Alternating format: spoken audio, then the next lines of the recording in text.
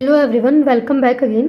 आज हम डिस्कस करेंगे मिलर इंडिसेस के बारे में कि मिलर इंडिसेस क्या होता है, इसकी डेफिनेशन क्या होती है और इसके अलावा हम कुछ एग्जांपल्स को भी करके देखेंगे कि मिलर इंडिसेस को किस तरीके से हम कैलकुलेट कर सकते हैं, इसको किस तरीके से फाइंड कर सकते हैं।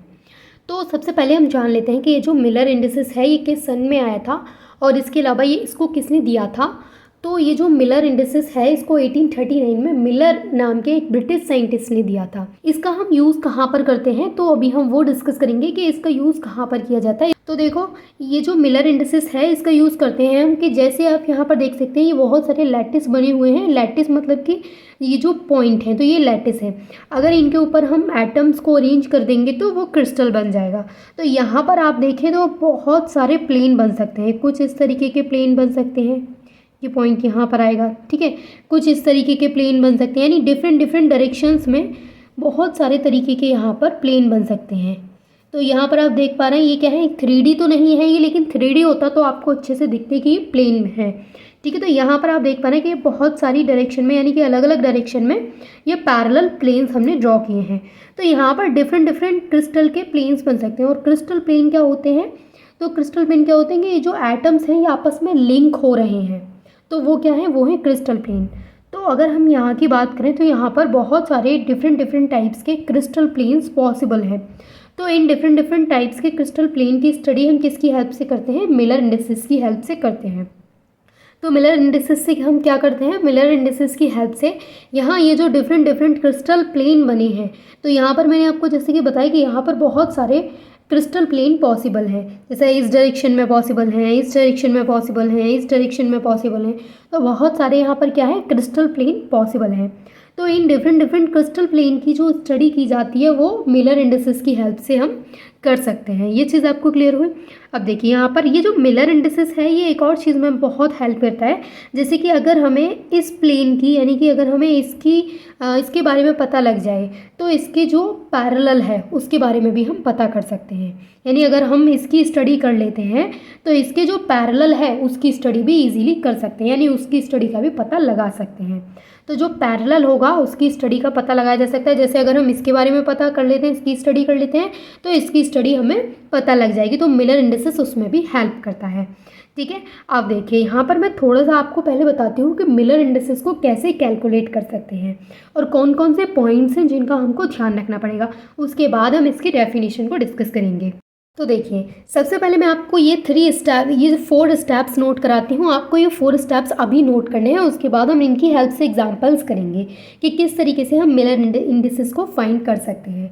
तो फर्स्ट पॉइंट है select a crystallographic coordinate system with origin not on the plane. यानी कि फर्स्ट पॉइंट में दे रखा है कि सेलेक्ट क्रिस्टलोग्राफिक कोऑर्डिनेट सिस्टम।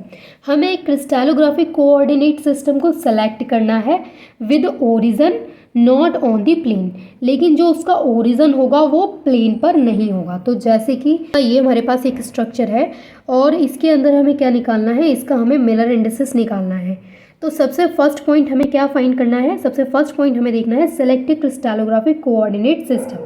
हमें सबसे पहले एक crystallographic coordinate system with origin देखना है, उसको सेलेक्ट करना है, लेकिन जो ओरिजिन हमें सेलेक्ट करना है वो नॉट ऑन दी प्लेन, यानी कि प्लेन पर नहीं होगा।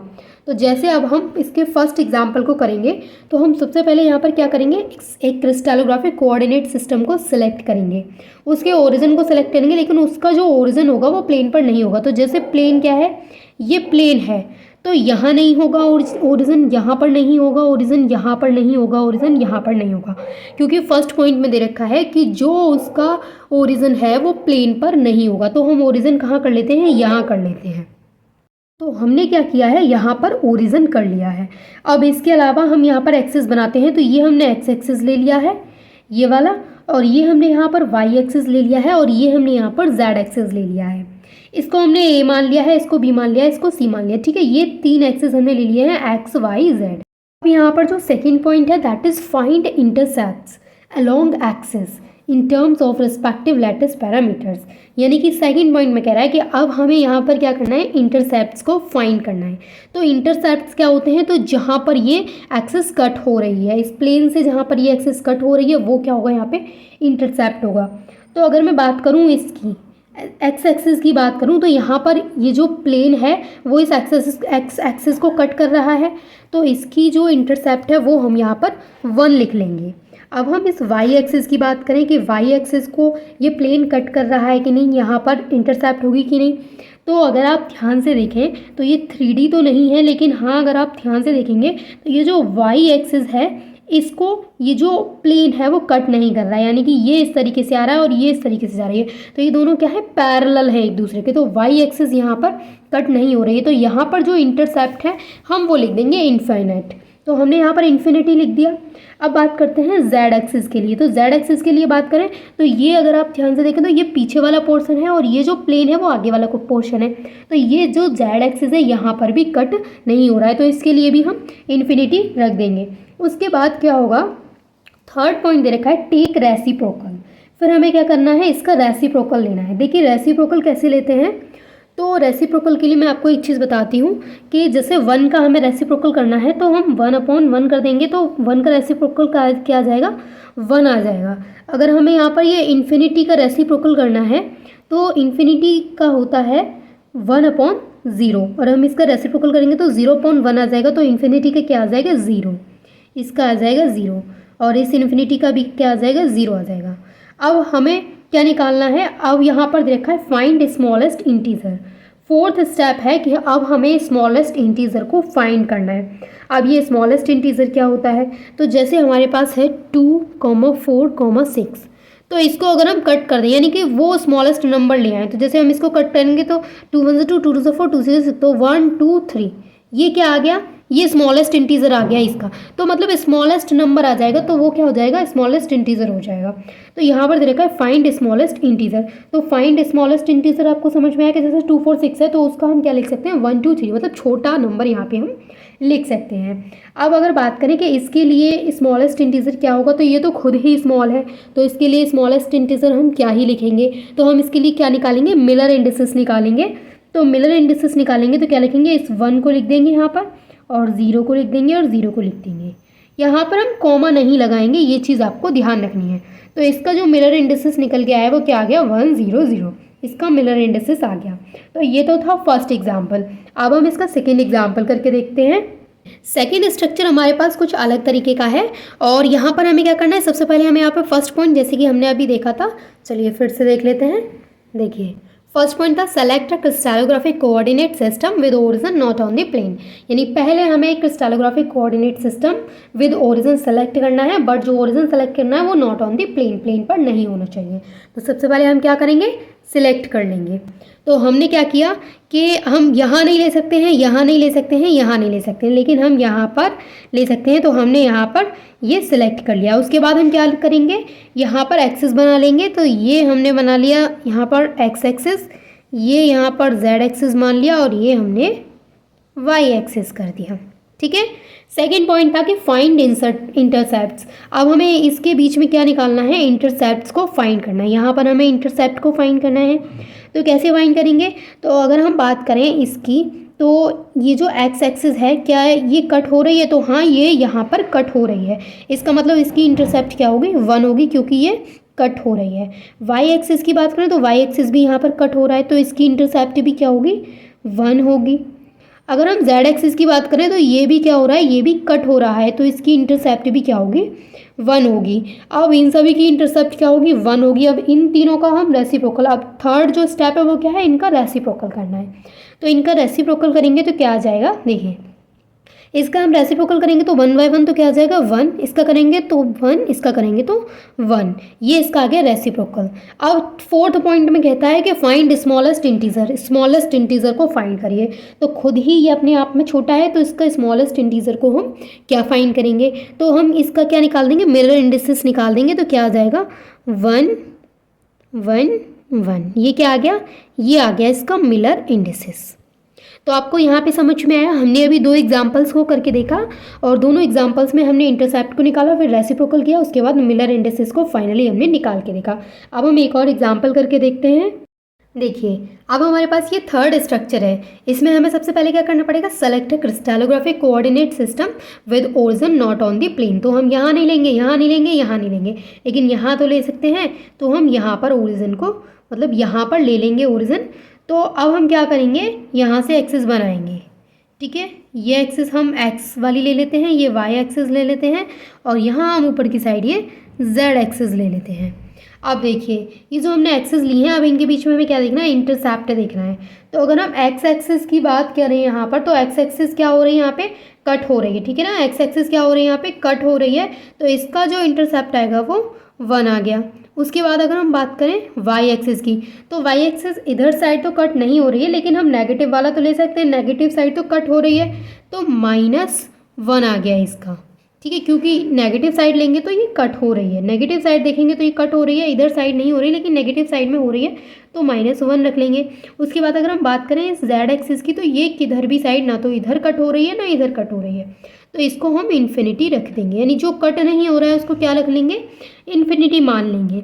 अब इसका रेसिप्रोकल करेंगे, तो इसका 1 का तो 1 आ जाएगा रेसिप्रोकल, और ये जो -1 है इसका क्या आ जाएगा, इसका भी -1 आ जाएगा, और ये जो इन्फिनिटी है इसका क्या आ जाएगा, 0 आ जाएगा। अब हम इसका मिलर इंडिसेस करेंगे, तो क्या कर देंगे 1, और ये जो माइनस वाला 1 होता है, देखिए जो नेगेटिव यहाँ पर जो नेगेटिव होगा उसको हम बार करके ऊपर लिख देंगे। तो यहाँ पर ये -1 है, तो इसको हम क्या कर देंगे, बार कर देंगे ऊपर, और ये आ जाएगा। इसको हम ऊपर की साइड बार कर देंगे और ये आ जाएगा हमारे पास। तो ये इसका मिलर इंडिसेस निकल के आ गया। और आपको याद क्या रखना है कि जब भी नेगेटिव वाला आएगा तो हम उसको ऊपर ऐसे बार करके लिख देंगे। तो ये हमने कुछ एग्जांपल्स को करके देखा अभी, और उसकी हेल्प से हमने देखा कि कौन कौन से स्टेप्स फॉलो करने होते हैं मिलर इंडिसेस को फाइंड करने के लिए। अब मैं आपको थोड़ा सा उन 4 पॉइंट्स को अगेन दिखा देती हूँ ताकि आप उनको अपनी नोटबुक में नोट कर लें, और उसके बाद आप इन तीनों एग्जाम्पल को अपनी नोटबुक में नोट कर लीजिए ताकि आपको बाद में ध्यान रहे कि किस तरीके से मिलर इंडिसेस को फाइंड कर सकते हैं। देखिए वो जो 4 पॉइंट्स थे वो मैं अगेन आपको दिखा देती हूँ। First of all, select crystallographic coordinate system with origin not on the plane, यानी कि एक क्रिस्टलोग्राफिक कोऑर्डिनेट सिस्टम को सेलेक्ट करना है ओरिजिन से, लेकिन उसका जो ओरिजिन होगा not on the plane, plane पर आपको ओरिजिन नहीं लेना है। सेकेंड है find intercepts along axis in terms of respective lattice parameter, यानी इंटरसेप्ट्स को फाइंड करना है। थर्ड है टेक रेसिप्रोकल, उसका रेसिप्रोकल ले लेना है। फोर्थ है find smallest integer, smallest integer को कैसे निकालते हैं वो मैंने आपको बता दिया कि जैसे 2 4 6 है तो उसका 1 2 3 हम लिख सकते हैं, ठीक है। तो आपको इतना तो अब तक समझ आ चुका है कि जो मिलर इंडिसेस है उसको किस तरीके से हम फाइंड कर सकते हैं, कौन कौन से स्टेप्स को फॉलो करके। और मैंने आपको अभी इस स्ट्रक्चर को भी समझा दिया था कि यहाँ पर डिफरेंट टाइप के क्रिस्टल प्लेन पॉसिबल हैं। तो ये जो डिफरेंट टाइप के यहाँ पर क्रिस्टल प्लेन पॉसिबल हैं, इनकी स्टडी किससे कर सकते हैं, हम मिलर इंडिसेस की हेल्प से कर सकते हैं, यानी मिलर इंडिसेस में हम इनकी स्टडी कर पाते हैं। तो यहाँ पर आपको ये चीज़ याद रखनी है कि जो क्रिस्टल प्लेन होते हैं वो क्या होते हैं कि ये जो यहाँ पर जो एटम्स हैं वो आपस में इंटरलिंक्ड हो रहे हैं, तो ये क्या है, वो क्रिस्टल प्लेन को बना रहे हैं। और यहाँ पर एक और चीज़ जो बहुत अच्छे से याद रखनी है वो ये कि जो मिलर इंडिसेस है वो एक और चीज़ में हेल्प करता है कि जैसे अगर हमने इसकी स्टडी कर ली तो इसके पैरेलल वाले की स्टडी भी हम कर सकते हैं, यानी कि इसके पैरेलल वाले का जो स्टडी होगी उसका अंदाज़ा भी हमको लग जाएगा इसकी स्टडी करने से। यहाँ तक ये चीज़ क्लियर है। आप देखिए आपको नोट कैसे करना है। सबसे पहले आपको लिखना है the node of crystal are also linked to each other planes. देखिए नोड यहाँ पर यूज़ किया जा रहा है, जैसे ये एटम्स हैं तो नोड हम यहाँ पर यूज़ कर रहे हैं एटम्स के लिए कि जो एटम्स आपस में यहाँ पर लिंक्ड होते हैं, एक दूसरे से लिंक्ड होकर के क्या बना रहे हैं, प्लेन बन रहा है। जैसे कि यहाँ पर एक प्लेन ये है, एक प्लेन ये है, तो मतलब ये प्लेन बन रहे हैं। अब ये 3D स्ट्रक्चर होता है तो आपको समझ में आता है कि ये प्लेन है, तो ये आपस में इंटरलिंक्ड होते हैं। इंटरलिंक्ड करके क्या बनाते हैं, the node of crystal. Node मतलब कि जो एटम्स हैं, जो मॉलिक्यूल्स हैं, आर ऑल्सो लिंक्ड, वो आपस में लिंक्ड होते हैं टू ईच अदर, एक दूसरे के साथ, और वहाँ पे क्या बन जाता है, प्लेन्स बन जाते हैं। These planes are called crystallographic planes, और ये जो प्लेन्स बन जाते हैं इनको क्या बोला जाता है, क्रिस्टलोग्राफिक प्लेन्स, या फिर इनको क्रिस्टल प्लेन बोला जाता है। जैसे कि यहाँ पर लिखा हुआ है कि इनको क्रिस्टलोग्राफिक प्लेन या फिर क्रिस्टल प्लेन्स बोला जाता है। The position and orientation of a crystal planes are also found by any 3 points. यहाँ पर जो सेकेंड पॉइंट है वो है Miller indices form a notation system in crystallography. ये जो क्रिस्टलोग्राफी में ये जो मिलर इंडिसेस है वो क्या करता है, फॉर्म करता है नोटेशन सिस्टम को for lattice planes, lattice plane के लिए, इन क्रिस्टल लैटिस, और या फिर हम लिख सकते हैं ब्रावियाज लैटिस।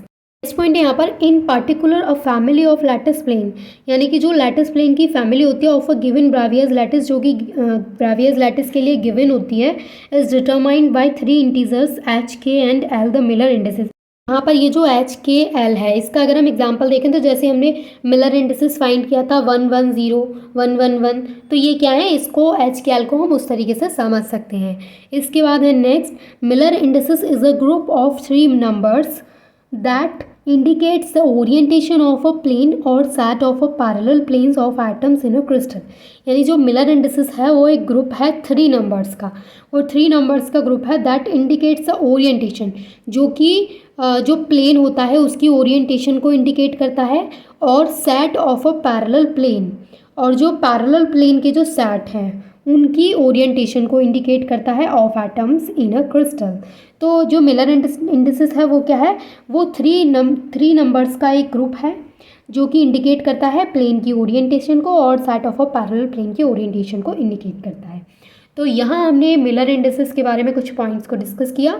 उसके बाद हमने देखा कि इसको किस तरीके से हम स्टेप वाइज इसको निकाल सकते हैं, इसको कैलकुलेट कर सकते हैं मिलर इंडिसेस को। तो I hope this is clear to all of you, and thanks for watching this video.